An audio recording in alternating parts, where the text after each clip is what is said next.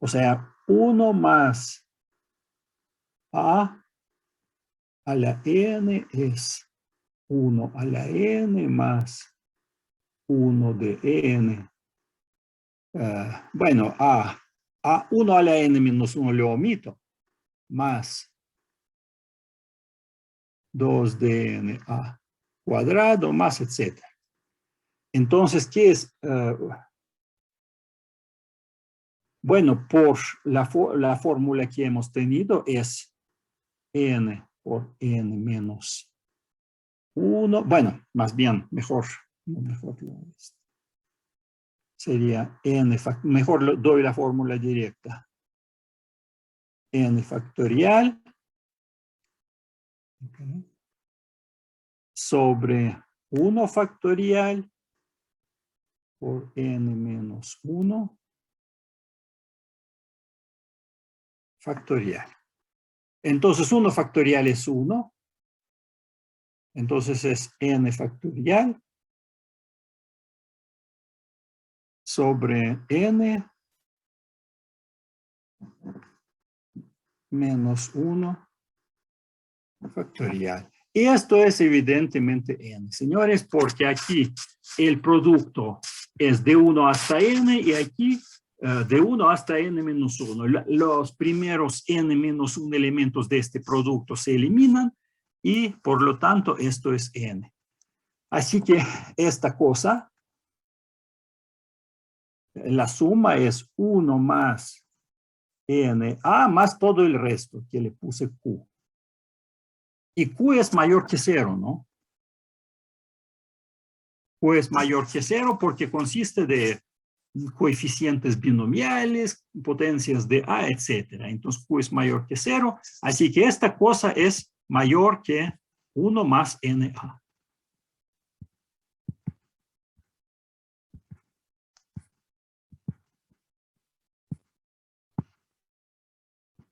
Uno más NA. ¿Alguna duda, señores? Bueno, regreso al texto principal entonces. Y ya está. Entonces, señores, esto es 1 más NA más Q, ya lo expliqué. Y Q es mayor que 0 por la fórmula del binomio de Newton, que era el teorema 1.60.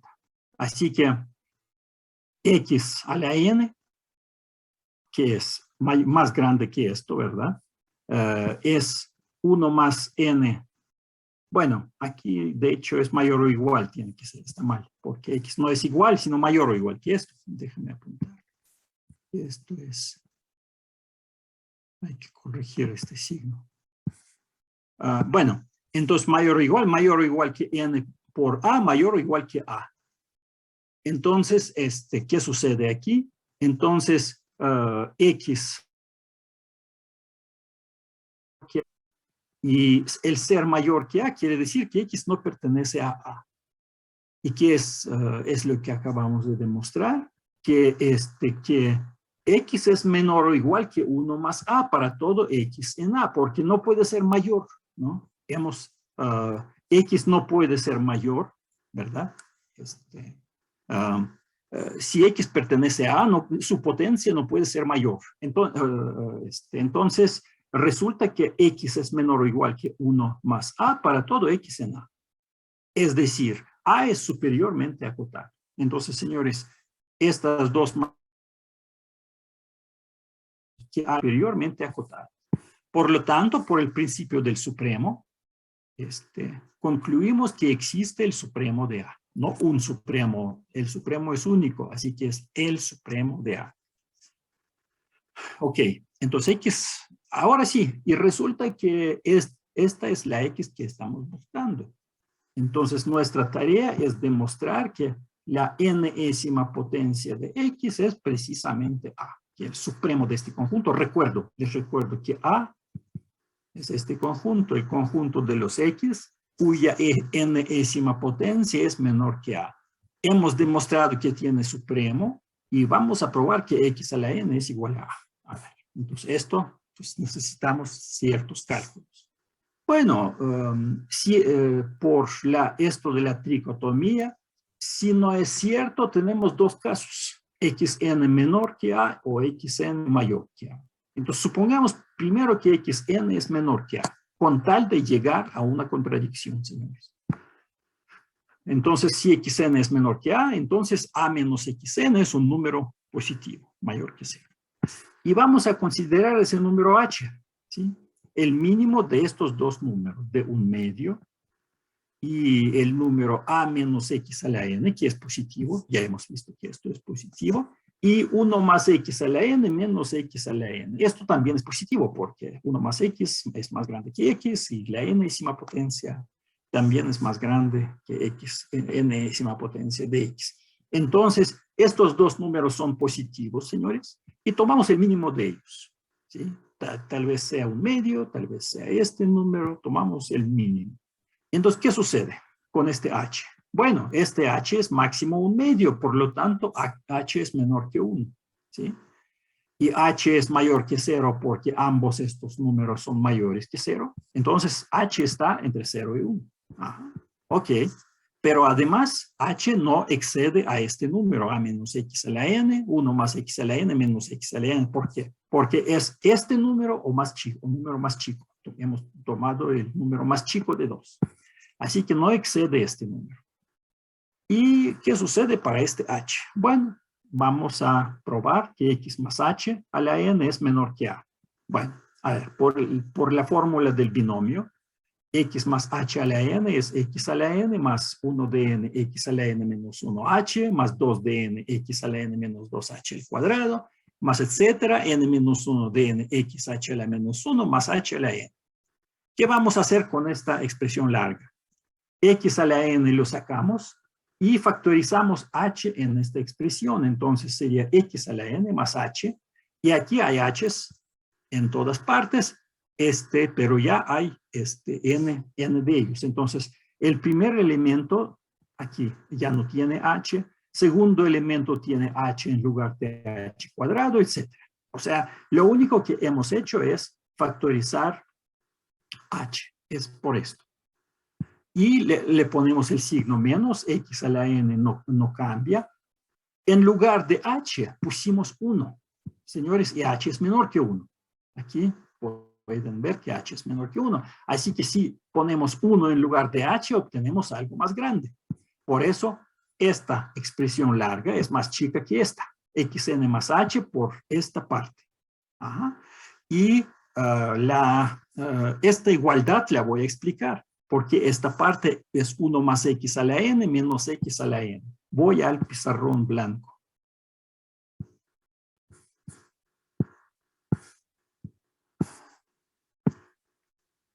Esto. Entonces, x a la n, ¿qué es esto? Es 1, ya no escribo 1 a la n, porque es 1, ¿verdad? Más 1 de n. X más 2 de n. X cuadrado más 3 de n x cubo, ¿verdad? Más etcétera, más n menos 1 de n x a la n menos 1 más x a la n. Entonces, señores, esto es 1 más x a la n. Y si le restamos este x a la n, pues vamos a tener precisamente lo que hay. O sea, en 1, o sea, 1 más x a la n menos x a la n va a ser precisamente esto. O sea, 1 más 1 de n. X más 2 de n. X cuadrado más etcétera, más n. N menos 1 de n. X a la n menos 1. ¿Sí? ¿Alguna duda, señores? Bueno, ahí tal vez era H, no, era X, no, era X ahí exactamente. Entonces, entonces tenemos esto, regresamos. ¿Alguna duda antes de regresar al texto principal? Parece que no hay dudas, ok. Profe, tengo una pregunta. Dígame. Sí, en el pizarrón blanco puso 1 de n. Blanco, ok, regreso al pizarrón blanco entonces, ahora dígame. Sí. En la fórmula, la de abajo, Ajá. dice 1 más 1 de n por x a la 1, pero en las notas tiene 1 de n por x a la n menos 1.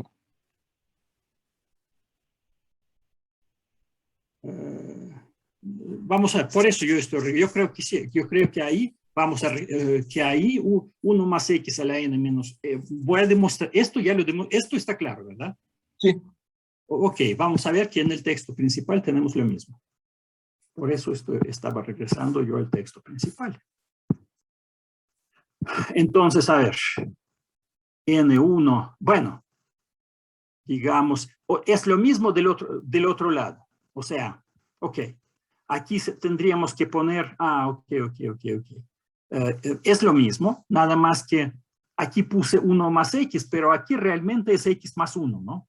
Sería x a la n más 1 de nx a la n menos 1 más 2 de nx a la n menos 2, etc.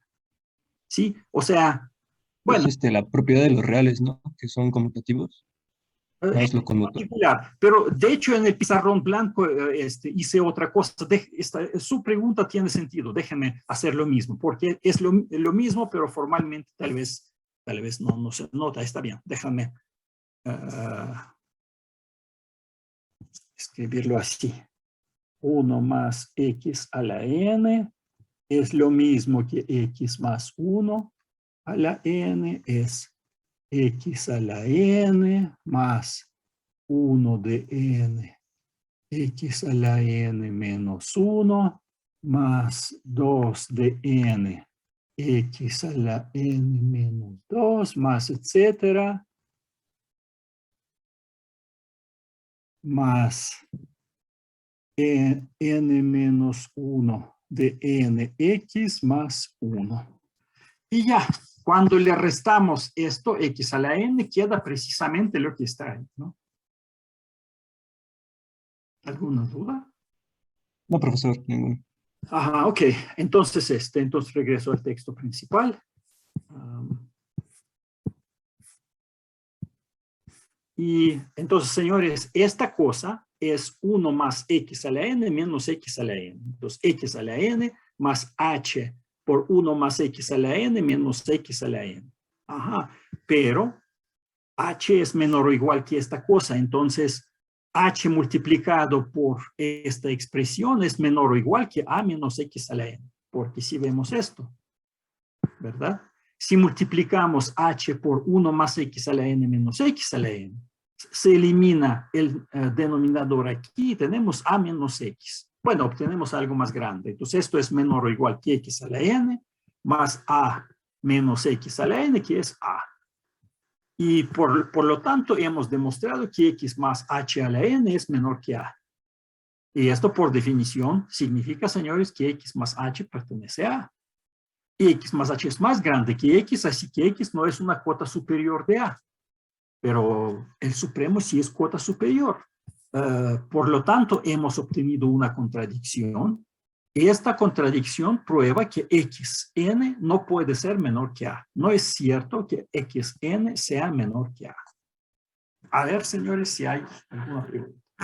De igual manera, ahorita voy a demostrar que no puede ser mayor xn que a. Entonces, la única cosa que le queda es ser igual.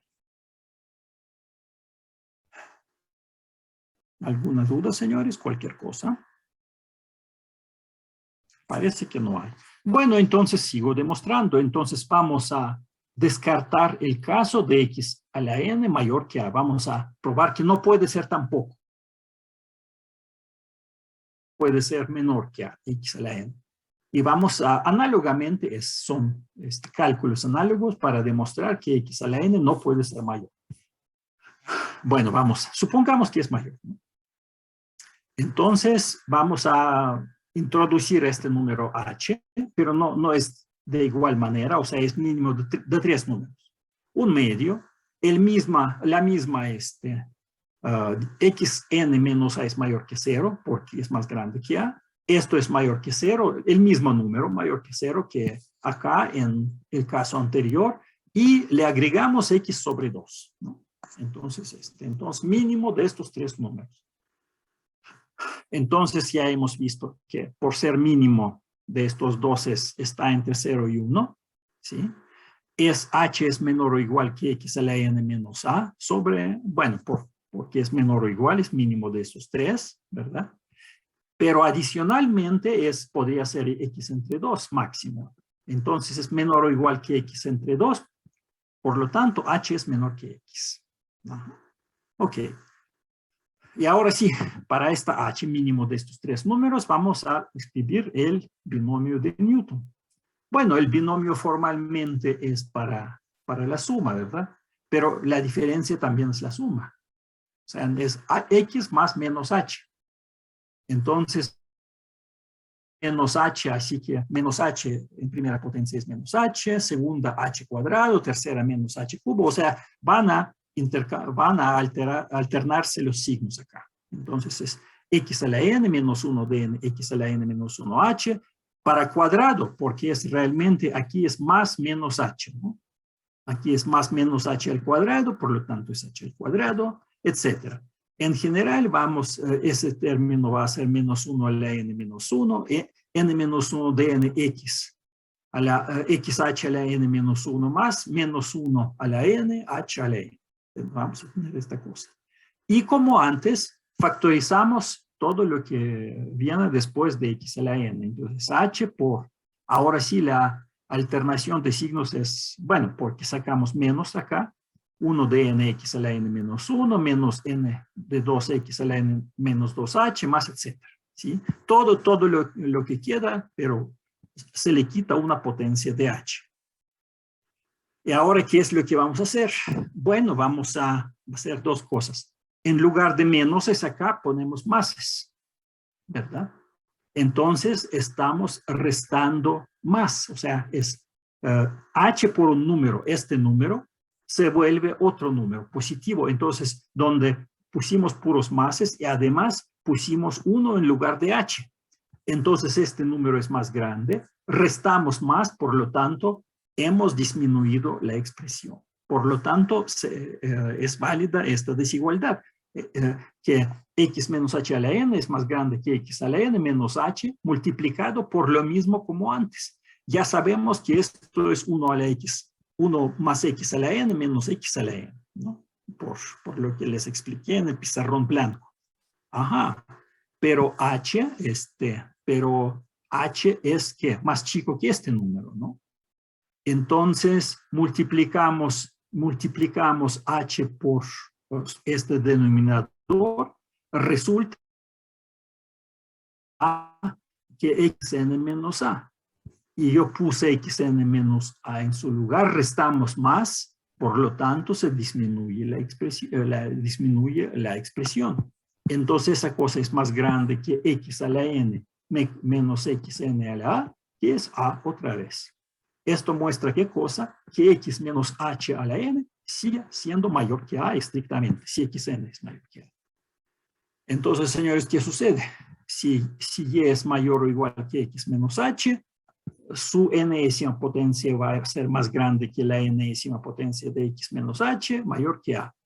Así que y no pertenece a, entonces x menos h es una cuota superior de a, pero x es el supremo, que es la mínima cuota superior de a. Pero x menos h es una cuota superior de a estrictamente menor que x. Es una contradicción que muestra que el caso de xn mayor que a tampoco es posible, así que por la tricotomía xn es igual a tal y como se prometió. Y ahora sí, por fin se acabó la demostración. Preguntas, señores.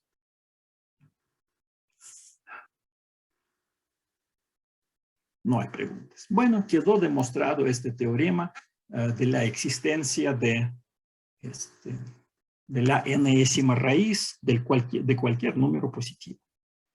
Y viene el teorema que se llama densidad de los racionales. ¿Sí? ¿Qué quiere decir esto? Densidad de los racionales. Bueno, si A y B son números reales, y A es menor que B, entonces existe un número racional entre A y B. Bueno, lo escribí de esta manera, pero significa Q tal que A es menor que Q, menor que B, realmente, ¿no? Q pertenece a los racionales y es A menor que Q, menor que B. En ese sentido, o sea, son densos. Por ejemplo, ¿por qué se utiliza esta palabra de densidad? Es muy intuitiva, porque imagínense o sea, dice que los racionales son densos, porque si tomamos 1 y 1 más una millonésima, o sea, este intervalito es muy chiquito y ahí hay un número racional. O sea, en cualquier intervalito abierto, por chiquito que sea, ahí hay un número racional. Por eso, este conjunto que es denso en la recta. ¿Alguna pregunta antes de que yo demuestre este teorema, señores? Parece que no hay preguntas. Bueno, vamos a demostrar. Entonces, agarramos cualesquiera A y B en R, tales que A es menor que B. Hay que probar que existe un número racional entre A y B. ¿Cómo lo probamos? Bueno, ya sabemos que N no es superiormente acotado. Por el ejemplo 168b, ya hemos visto esto, ese ejemplo. Así que existe K natural, tal que K es mayor que 2 menos A. Bueno, o sea, este número A y B, estos números están dados, entonces existe un número natural más grande que 2 menos A. Y esto es lo mismo que decir que K más A es mayor que 2. Ok, entonces vamos a denotar este K más A por A'. A' es K más A y B' es K más B. Entonces, ¿qué? Bueno, el mismo número K se sumó a A y B, entonces, y tenemos, ¿qué cosa? Bueno, K más A. K más A, ¿dónde está? Es A', ¿no? A' más que 2, tenemos esta desigualdad, ¿verdad? Y es menor que B' porque es A menor que B y el mismo número se sumó, ¿no? Entonces, A' es menor que B' y A' es mayor que 2, ¿sí? Y por el corolario 1.71, hoy hemos visto este corolario. De hecho, déjenme abrir el archivo para encontrar rápidamente. Voy a abrir el archivo sin demostraciones.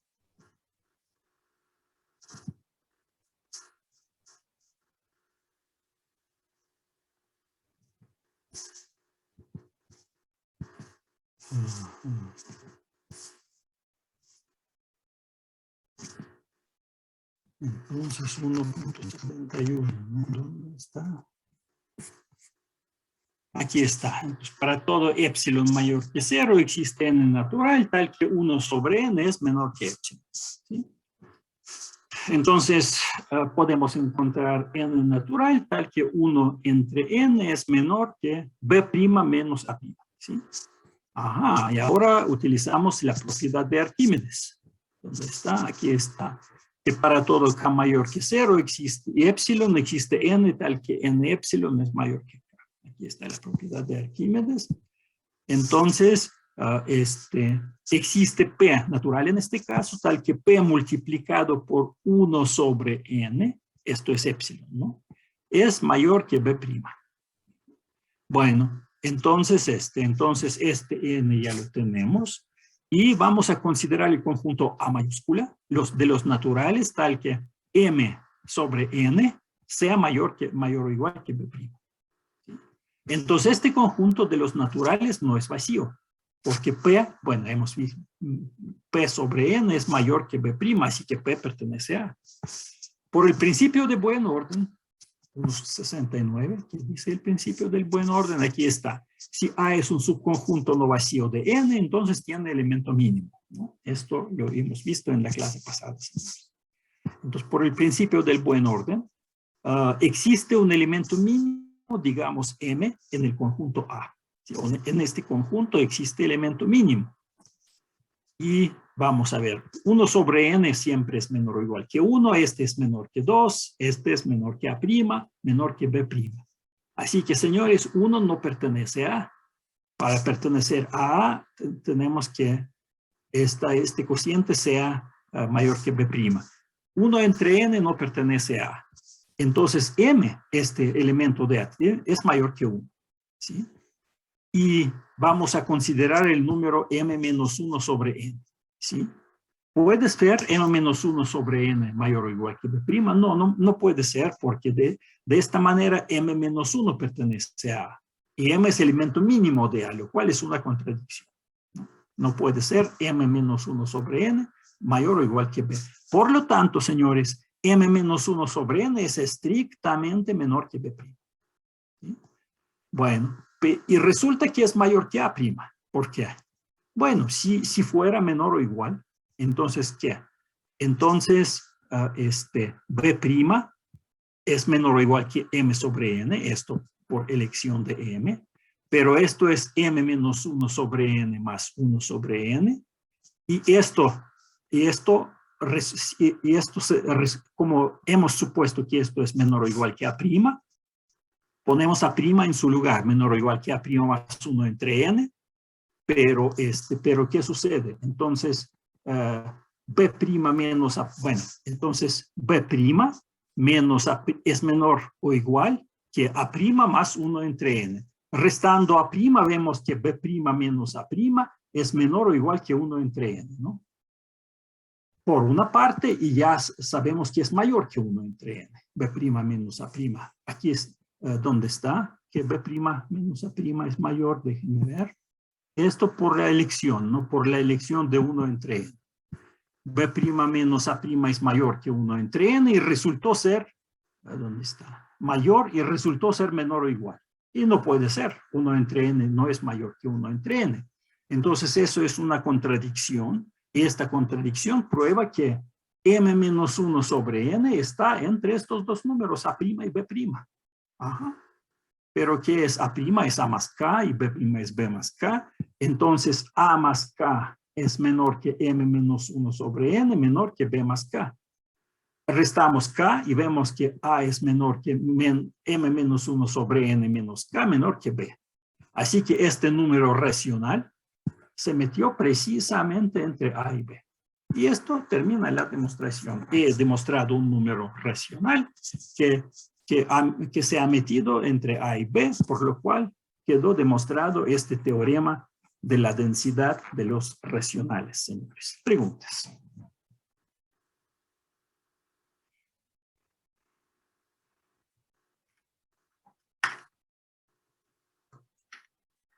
No oigo preguntas. Bueno, resulta que los irracionales también son densos. El siguiente teorema lo dice. Teorema 1.74, densidad de los irracionales. Si A y B pertenecen a R y A es menor que B, entonces existe un número irracional R que se mete en este intervalo, tal que R es mayor que A, pero menor que B. Vamos a demostrarlo. Aplicando el teorema 1.72. 1.72, que es esto, el teorema de que existe la n-ésima raíz, ¿no? Entonces, la raíz cuadrada de 2 existe, ¿verdad? Y la proposición 1.21 garantiza que es irracional. Sabemos 1.21, ya hemos tenido esto creo que en la primera clase, ¿verdad? ¿Dónde está? Aquí está. No existe el número p en q tal que p cuadrado es c igual a 2. O sea, la raíz cuadrada de 2 es un número irracional. ¿Sí? El teorema 1.73 garantiza que, bueno, es anterior, que los racionales son densos, existe un número racional, por lo tanto, en este intervalo, a sobre la raíz de 2, b sobre la raíz de 2. ¿Sí? Entonces, ¿qué? A sobre la raíz de 2 es menor que q, menor que b sobre la raíz de 2. Multiplicamos por la raíz de 2 y ¿qué sucede? A es menor que q por la raíz de 2, menor que b. Pero señores, este número voy a probar que es irracional. Bueno, ya se metió entre A y B, ¿no? Entonces basta demostrar que es irracional. Lo demostramos suponiendo lo contrario. Entonces, si el número es R es Q por la raíz cuadrada de 2 fuera racional, entonces dividimos entre Q, R sobre Q también sería racional. Por lo tanto, la raíz de 2 sería racional, siendo cociente de dos números racionales. Es una contradicción, porque ya en 1.21 hemos demostrado que la raíz de 2 no es racional. Por lo tanto, R, este número que se metió entre A y B, es irracional. Entonces ya está, señores, entre cualesquiera A y B en R tales que A es menor que B, se mete un número irracional y por lo tanto queda demostrado que los irracionales son densos en R. Preguntas, señores.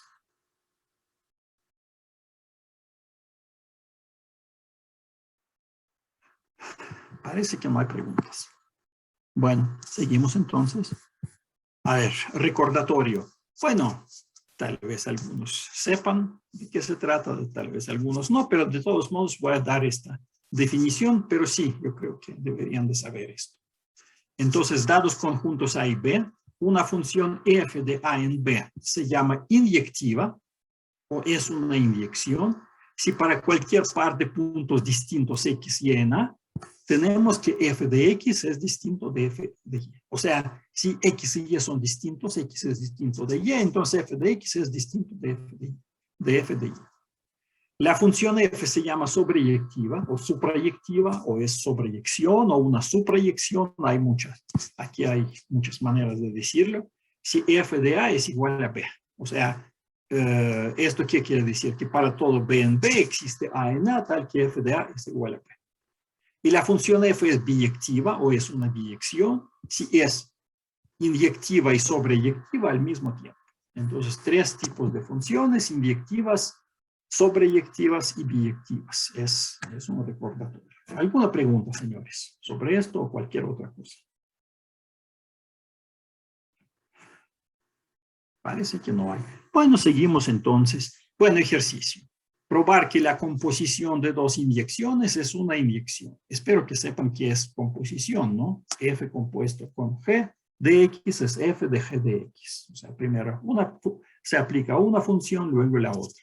Entonces, la composición de dos inyecciones es una inyección. Y ejercicio 1.77, demostrar que la composición de dos sobreyecciones es una sobreyección. ¿Alguna duda, señores?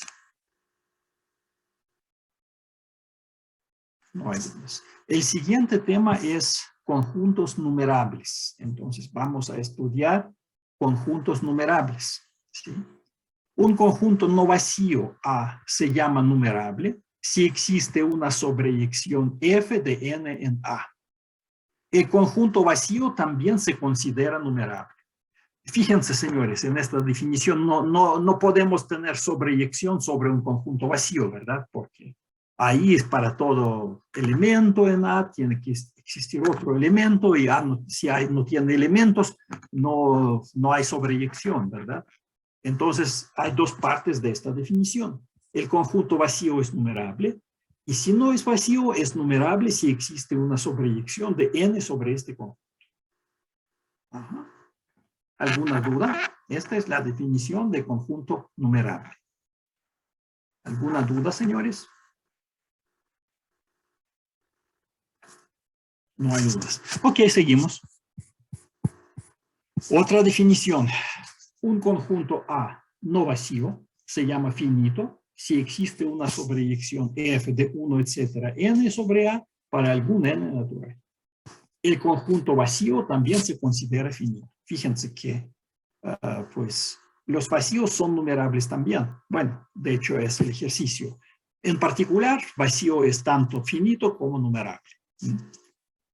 Entonces, dos partes en esta definición también, señores. O sea, la primera parte de que si es no vacío, entonces tiene que existir una sobreyección de este conjunto de n números sobre A.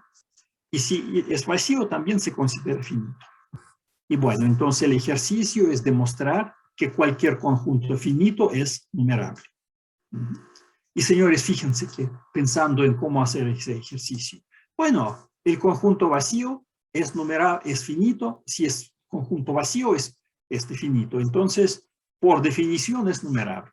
Entonces, aquí solamente hay que demostrar que cualquier conjunto finito no vacío es numerable. Realmente esto, porque el vacío, pues, es claro, por definición es numerable. Entonces, esto se reduce a conjuntos finitos no vacíos. ¿Alguna pregunta, señores? Profe, una pregunta. Dígame. ¿Podría volver a explicar la parte de numerable, pero para el conjunto vacío, la parte de arriba? Ahí no hay nada que explicar. Se toma como, Es un acuerdo. o es un acuerdo. El que el vacío sea numerable es un acuerdo. O sea, parte de la definición. O sea, por definición es numerable el vacío. Ajá. Sí, Entonces, no profesor. falta decir nada. Simplemente vacío es numerable y se acabó. Y si no es vacío, es numerable solamente si existe una sobreyección de n en A. Señor Lezama, contesté su pregunta. Sí, profesor. Ajá, ok, bueno, entonces el ejercicio es demostrar que cualquier conjunto finito es numerable. Ahora, la observación explica por qué estos conjuntos se llaman numerables. Por ejemplo, si f de n en A es una sobreyección, entonces haciendo a n igual a f de n, para todo n tenemos la igualdad, ¿no? Que las imágenes de los naturales es todo el conjunto. Entonces, a n es a sub n, n corre sobre los naturales. O sea, tenemos una numeración del conjunto A.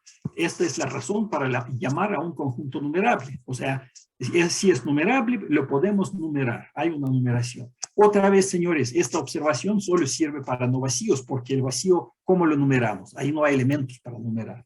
Pero si no es vacío, entonces innumerable. Entonces existe una numeración de este conjunto, por lo cual explica por qué se llaman numerables esos conjuntos. ¿Sí? Entonces un conjunto es numerable cuando se pueden numerar sus elementos con los índices de n. No vacío es finito, sí y solo sí. Se puede numerar de 1 hasta n, para algún n natural, ¿no? Si tomamos otra vez una función que es sobreyectiva, entonces y hacemos I es f de i, entonces vamos a tener esta igualdad. ¿Alguna duda, señores?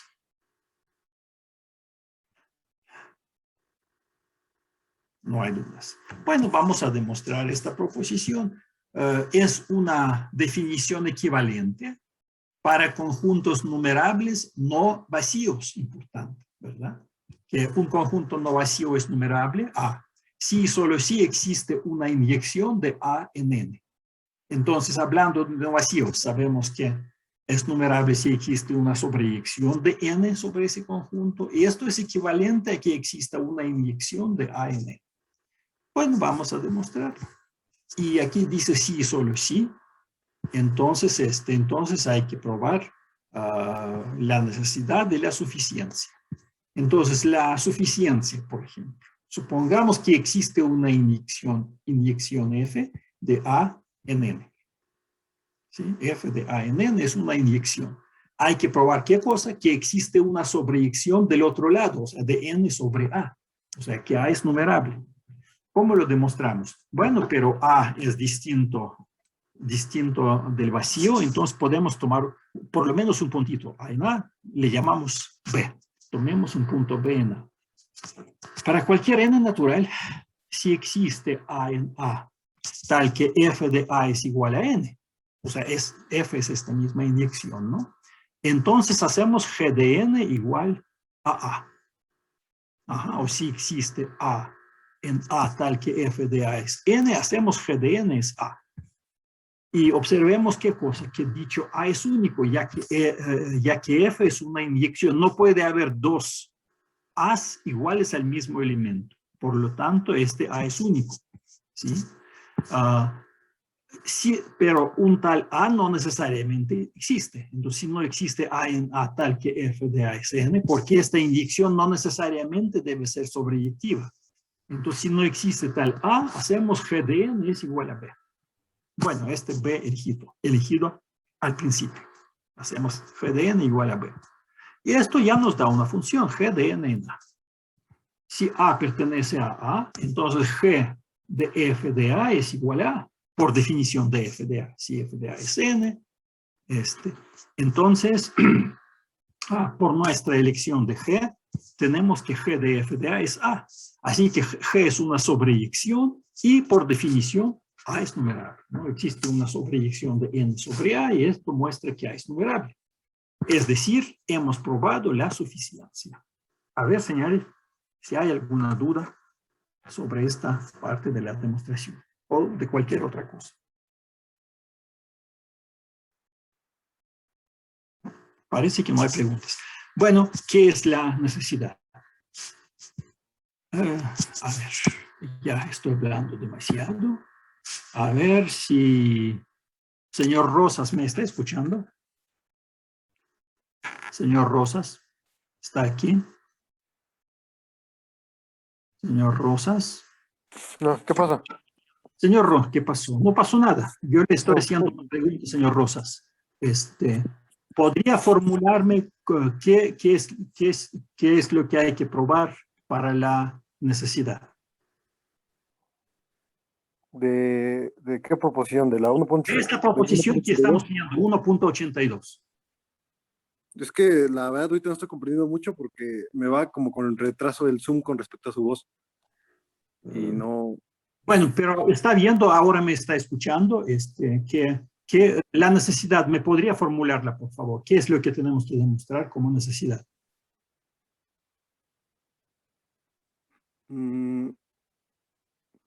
Pues que, o sea, tenemos que probar que un conjunto no va a ser numerable, entonces existe una inyección de A en N, ¿no? Correcto, correcto. Muchas gracias, señor Rosas. Esto es correcto. Sí, esto le quería preguntar.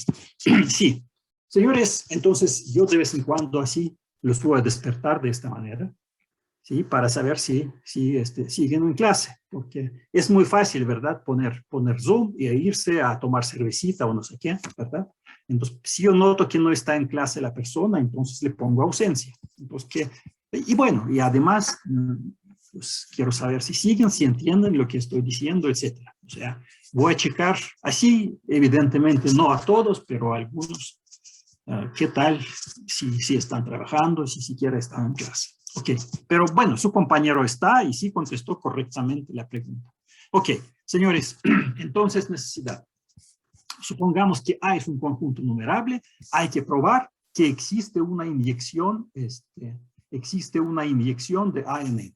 Entonces supongamos que A es un conjunto numerable, por definición existe una sobreyección, señores, de N en A. Ajá. Entonces para todo A en A, sobreyección, ¿qué quiere decir? Que para todo A en A existe N sub A en los naturales, tal que G de N A es igual a A. Y vamos a hacer F de A igual precisamente a este NA. Entonces, a todo A en A le hemos asociado un elemento, un número natural. O sea, tenemos una función F de A en N. Y resulta que esta función es inyectiva. A ver, supongamos que F de A es igual a F de B.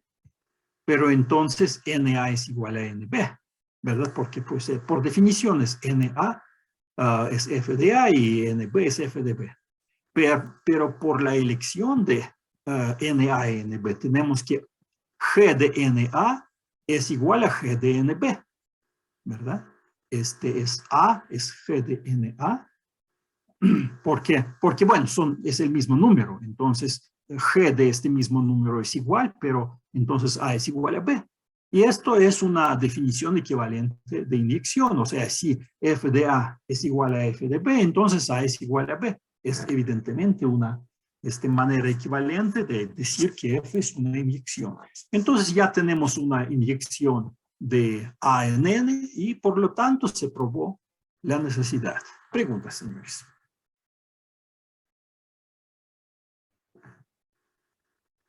No hay preguntas. Bueno, quedó demostrada la proposición 1.82. A ver, ejercicio. Demostrar que un conjunto no vacío A es finito si y solo si existe una inyección f de A en ese conjunto de 1 hasta n para algún n natural. Y un ejercicio más. Bueno, es análogo, ¿no? Porque es finito si existe una sobreyección y hay que probar que es finito si existe solo si existe una inyección así.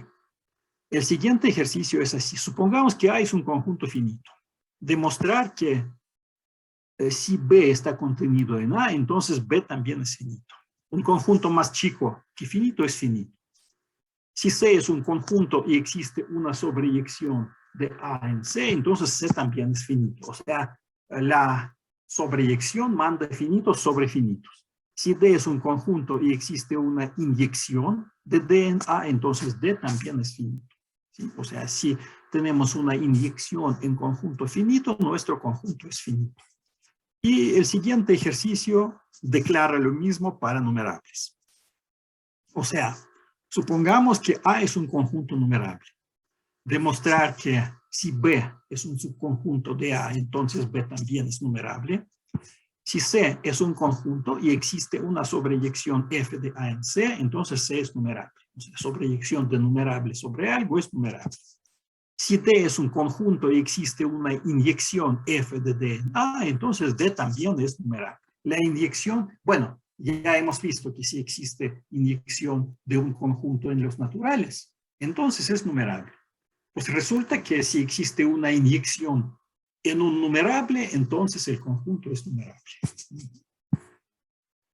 Ejercicio. Otro ejercicio más. Supongamos que n es un número natural y A1, etcétera, a n son conjuntos finitos. Demostrar que la unión de estos finitos, A1, unión, etcétera, unión a n, es un conjunto finito. ¿Alguna pregunta, señores? No hay preguntas. Bueno, seguimos entonces. Entonces, este teorema, bueno, es lo último que vamos a hacer el día de hoy. Este teorema no es fácil.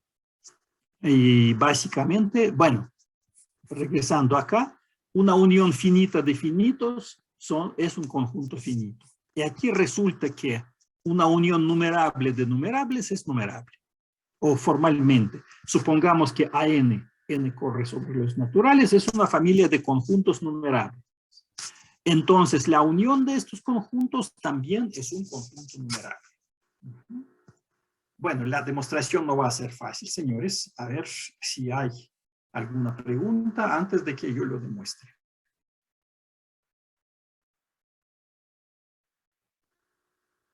Digamos, yo creo que antes de la demostración les trataré de dar una idea de cómo visualizar esto. Voy a borrar todo esto. Entonces, básicamente, o sea, esto es primer conjunto numerable A1, A2, A3, A4, etc. A11. Segundo conjunto A21, A22, A23, A24, etc. Tercer conjunto A31, A32, perdón, A33, A34, etc. Y así va hasta infinito. Entonces, la unión es toda esta tabla de puntitos. ¿Cómo numeramos esta tabla? Bueno, intuitivamente la numeramos así. Ponemos primer número, segundo número, tercer número, cuarto número, quinto, y así vamos por diagonales, y así vamos a enumerar todo el conjunto. Esta es la idea. Y de hecho, este método de numeración se llama el método de la diagonalización. Así, se llama diagonalización. Es cosa puramente intuitiva, pero esto es lo que se va a hacer como demostración. ¿Alguna duda, señores? Profesor, Diga. la diagonalización de Cantor. Oh, sí, es lo mismo. O sea, el primero que usó el método de diagonalización fue fue Cantor, precisamente. Ajá. ¿Más preguntas? No hay. Bueno, entonces, ahora vamos a luchar con la demostración. Bueno, simplemente yo voy a dejar de compartir pantalla blanca, comparto pantalla y vamos al texto principal. Entonces, señores, primero vamos a reducir el caso a conjuntos no vacíos, ¿sí? Entonces vamos a, o sea, tenemos conjuntos AN y vamos a hacer BN es AN si AN es no vacío. El mismo, ¿no? Si no es vacío. Y le ponemos 0, BN es igual a 0 si AN es vacío. Entonces, ¿qué sucede, señores? Que AN está contenido en BN y BN es no vacío para todo N natural. Entonces, B, si consideramos la unión de BNs, entonces es más grande que la unión de ANs, que es A. Por lo tanto, señores, el ejercicio anterior, es suficiente demostrar que B es numerable. 1.85, ¿dónde está?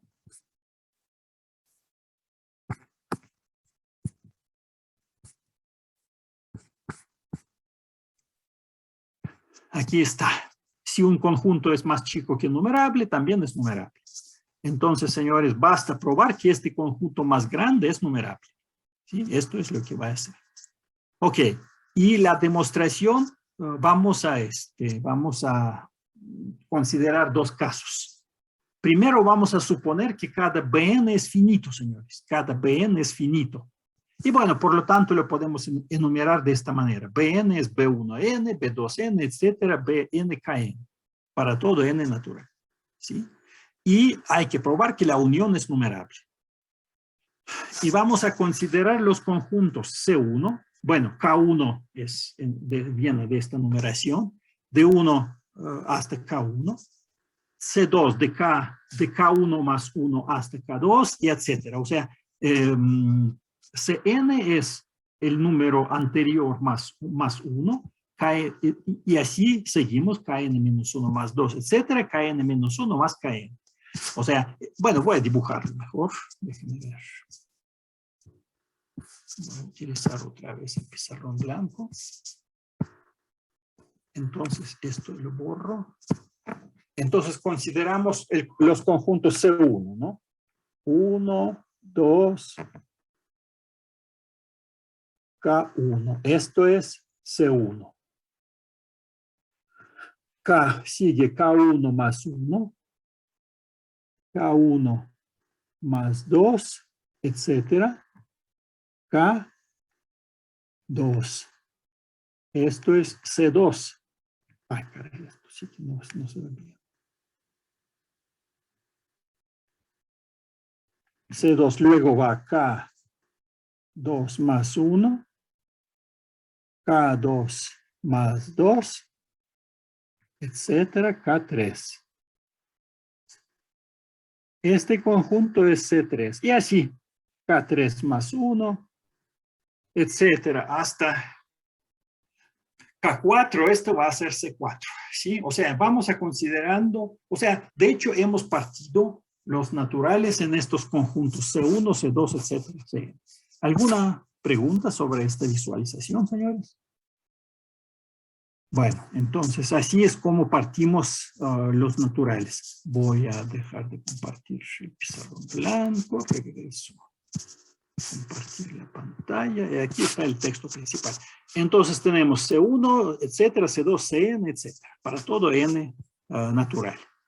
Entonces observemos que no se intersectan, ¿sí? Empieza Cn más 1 donde se termina Cn, o sea, no se intersectan y n es una partición, pues, o sea, n es la unión de estos conjuntos. Y vamos a hacer, bueno, tenemos K1, K2, etcétera, K0 vamos a ponerle 0, ¿sí?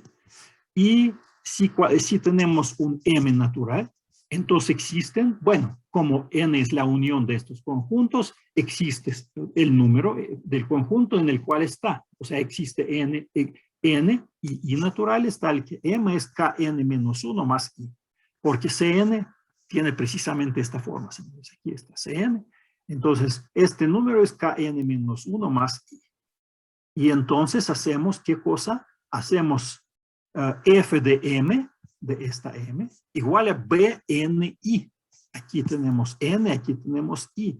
Entonces, bueno, digamos, yo regreso, déjenme regresar al pizarrón blanco para visualizar, para mostrarles cómo visualizar esto. Entonces, señores, C1, entonces hacemos que tenemos acá el conjunto, ya es poco. Déjenme quitar esto. A ver. Ajá, esto sería B1, 1, B1, 2, B1, K1. K1.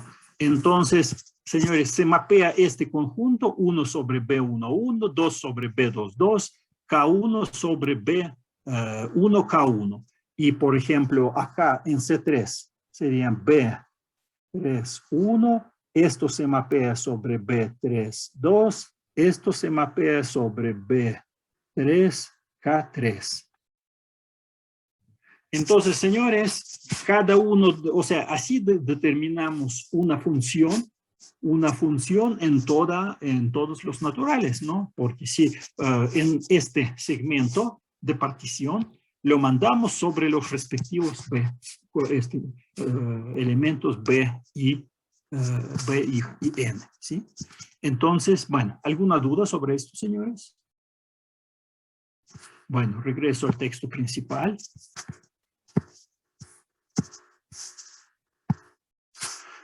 Entonces, señores, como haciendo f de m es b y n. Y esto nos da una función f de n en b. Dado cualquier x en b, b que es la unión de bn's, ¿no? Existe n tal que x pertenece a bn, pero bn como es, bn aquí está, esta es la expresión, entonces x es bni para algún i. Y f de kn menos 1 más i por nuestra definición, acá, es precisamente b y n es x. Acabamos de demostrar que f es una sobreyección, por lo cual b es numerable. Entonces ya hemos construido así una sobreyección de los naturales sobre b. Por lo tanto, b es numerable. ¿Y qué quiere decir esto? Hemos resuelto por completo el caso cuando cada bn es finito, ¿sí? Entonces es el primer paso. Y ahora vamos a tener la demostración para cualesquiera pues, bn, que son no vacíos, pero ya pueden ser infinitos. Es la última parte de la demostración, señores, a ver si hay alguna pregunta. No hay preguntas. Bueno. Entonces, supongamos para terminar la demostración que Bn es un conjunto numerable no necesariamente finito. Pero como no es vacío, podemos tener esta numeración para Bn. Sería Bni y corriendo sobre los naturales. Cada Bn tiene esta numeración. Y ahora sí, se aplica esto de diagonal como les mostré. Consideramos el conjunto de M, que es con B y J, donde tanto I como J es menor o igual que M. Este conjunto es finito, ¿verdad? Bueno, porque solo tiene máximo M cuadrado elementos. De 1, J corre de 1 hasta M, y corre de 1 hasta M, tiene máximo M cuadrado elementos. Entonces, dm es finito, ¿verdad? Agarramos cualquier B en B, entonces existen N y N tales que B es B y N, y por lo tanto B pertenece a Dn más I. Porque n más i es más grande que n y más grande que i, entonces pertenece a dn más i. ¿Qué demuestra esto, señores? Que la unión de bn's, ¿verdad? Porque m corre porque, bueno, evidentemente esto está en la unión, dm está en b, así que una de las inclusiones, contenciones es clara, y la otra es porque la unión contiene a esto. La unión de M contiene a la unión de Bn. Entonces las uniones son iguales, pero ya hemos llegado al caso anterior. ¿Por qué? Porque cada dm es finito.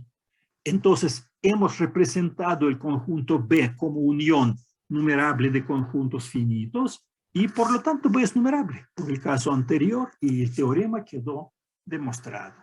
Preguntas, señores.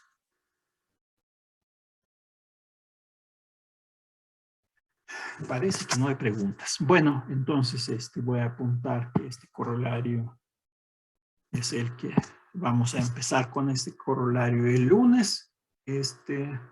Señores, entonces el material que quería impartir ya lo impartí.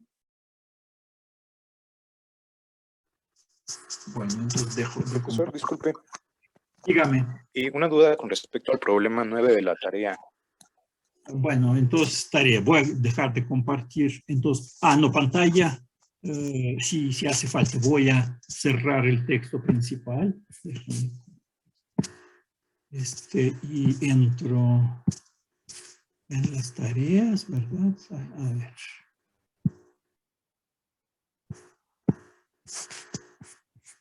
Cálculo avanzado 1. Tareas. A ver, dígame otra vez cuál es su duda sobre qué. Problema 9, por favor, profesor. 9, ok, 9. Estoy viendo que, dígame cuál es su duda. no sé si se podría proceder con los teoremas que acabamos de ver de densidad, ya que, bueno, no encuentro una manera de iniciar el problema para demostrarlo. No, yo no le voy a decir cómo resolverlo, eso lo tiene que hacer usted, pero tiene que entender muy bien, o sea, los teoremas del curso solo garantizan un número racional entre estos dos números, y además, sin cuadrado, o sea, tiene que ser con cuadrado entre 2 y 3. Los teoremas garantizan un número nada más, de los cuadrados no dice nada. Y usted me tiene que encontrar 2021 números así. ¿Sí? Entonces, esta es su tarea. Y sí, yo no le voy a ayudar porque usted tiene todo el internet a su disposición, puede pedir ayuda de quien sea, incluyendo al ayudante, por cierto. Si alguien, no sé si alguien ya utilizó consultas con el ayudante. Entonces, señores, señor Cruz, ¿usted habló con el ayudante?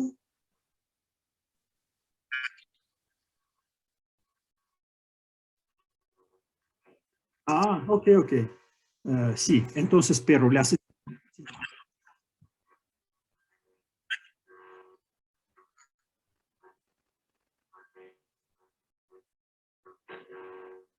Bueno, entonces ayudante no le pudo ayudar. Bueno, ni modo.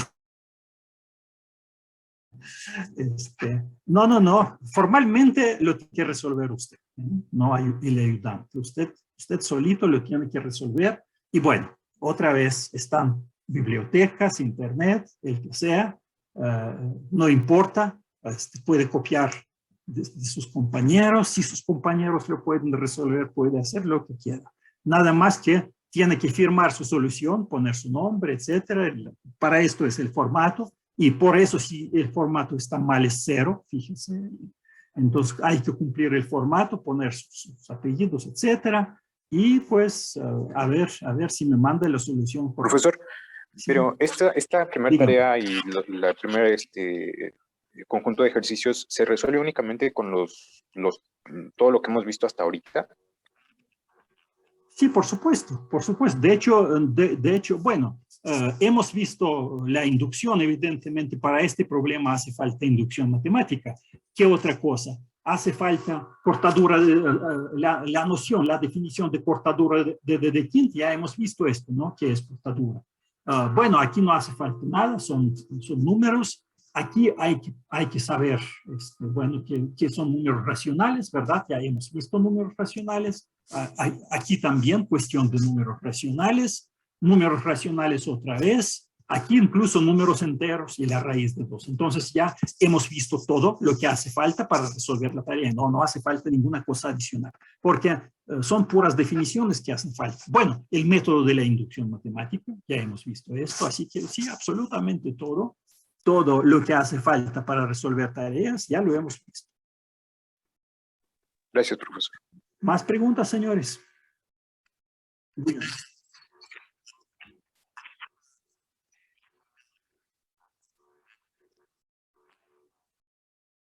Por supuesto, puede ser con las notas. Subo. Perdón, dígame otra vez. Usted no ha encontrado mis notas. Usted no ha encontrado mis notas porque no estuvo en clase. En clase dije claramente que las notas aparecerán hoy o mañana a más tardar. No ha encontrado las notas porque no las he subido. Ajá. ¿Más preguntas, señores? No hay más preguntas. Bueno, entonces yo dejo de compartir pantalla. A ver, Profesor, una duda. dígame. Para la entrega de la tarea y del ejercicio, en asunto Sí. solamente le ponemos tarea 1 y ejercicio 1 en asunto. En asunto del correo, bueno, no importa, sí, ponga el ejercicio 1 y tarea 1. Ah, ok. Bueno, incluso es mejor que sean 2 emails Ajá. diferentes, pero bueno, pero acepto cualquier cosa, nada más que algo que no confunda, sí. Ok, Digamos, está bien. el ejercicio 1, otro email, tarea 1. Y no olviden anexar documentos, porque algunos mandan emails, pero sí. Ok, gracias. Ajá, más preguntas, señores. Sí, señores, hoy ya hay muy pocos, creo que 2 o 3 personas máximo me mandaron sus tareas y ejercicios, prácticamente nadie lo hizo.